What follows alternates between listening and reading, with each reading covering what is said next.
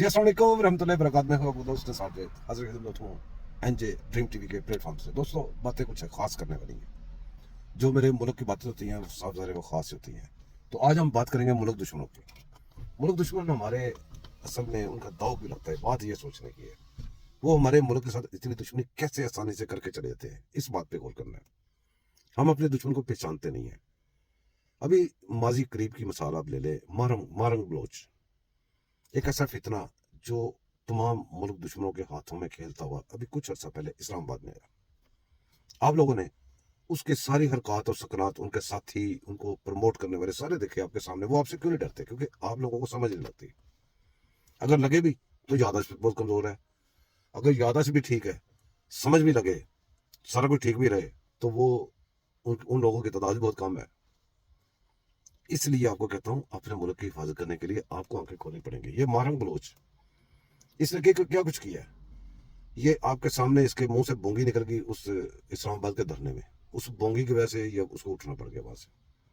उसके बाद आपके सामने सीधी गई है बाहर अपने आकाओं के पास।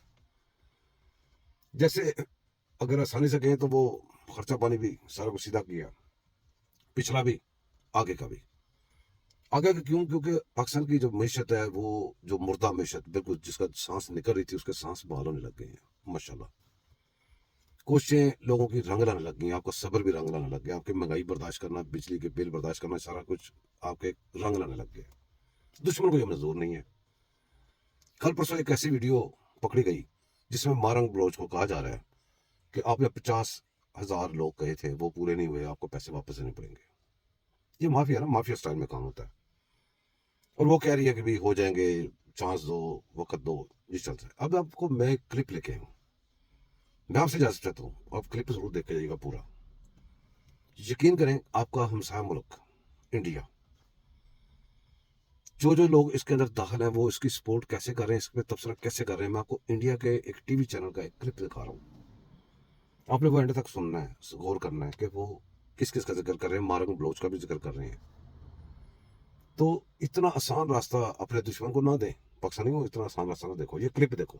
वही ग्वादर, जहां चीन की सीपैक परियोजना का सबसे महत्वपूर्ण पड़ाव ग्वादर पोर्ट बन रहा है, लेकिन बलूचिस्तान के लोग बार बार हमला करके चीन को वहां काम पूरा ही नहीं करने दे रहे।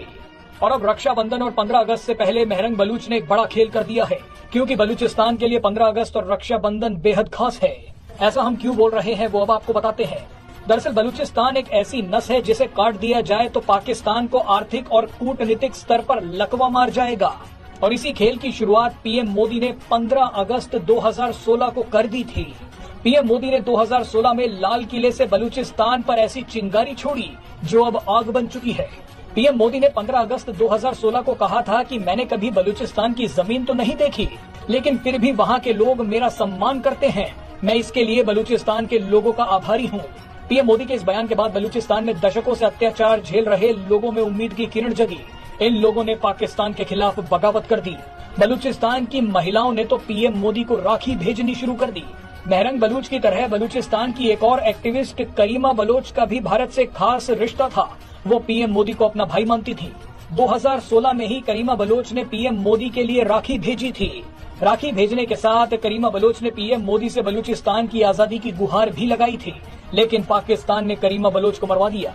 इसके बाद बलूचिस्तान की निर्वासित सरकार की प्रधानमंत्री नायला कादरी भी पीएम मोदी से मदद मांग चुकी हैं। वो तो बलूचिस्तान में पीएम मोदी की मूर्ति लगवाना चाहती हैं, अपनी निर्वासित सरकार वाराणसी से चलाना चाहती हैं। अब इसी बीच बलूचिस्तान में मेहरंग बलूच खड़ी हो गई हैं। मेहरंग बलूच ने आजादी का मोर्चा संभाल लिया है। मेहरंग बलूच का कहना है कि बलूचिस्तान पर पाकिस्तान का अवैध कब्जा है, ठीक वैसे ही जैसे पाकिस्तान का पीओके पर अवैध कब्जा है।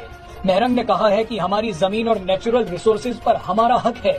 चीन और पाकिस्तान को यहाँ से उखाड़ फेंकने का वक्त आ गया है।